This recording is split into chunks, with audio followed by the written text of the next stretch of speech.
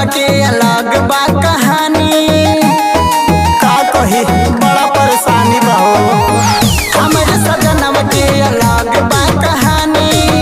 दारू के पेग में मिलावे नाही पानी। मोर बलमुआ पिएला मोर सजनवा पिएला दारू ढार के जवानी। मोर बलमुआ पिएला दारू ढार के जवानी। मोर सजनवा पिएला दारू ढार के जवानी।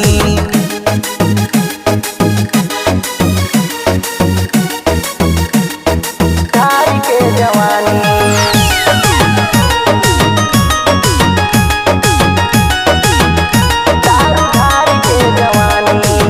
पियल के बाद मूड बहने बात बात में। चर चर करेला पलंग सखी रात में।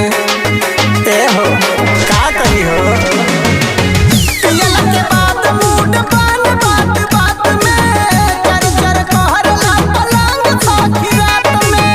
रात में धर भोर कर हाल कानी।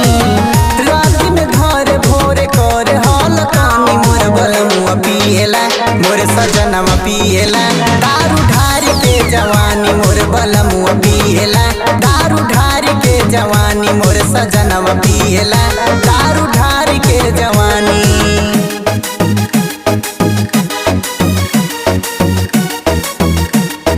ढार के जवानी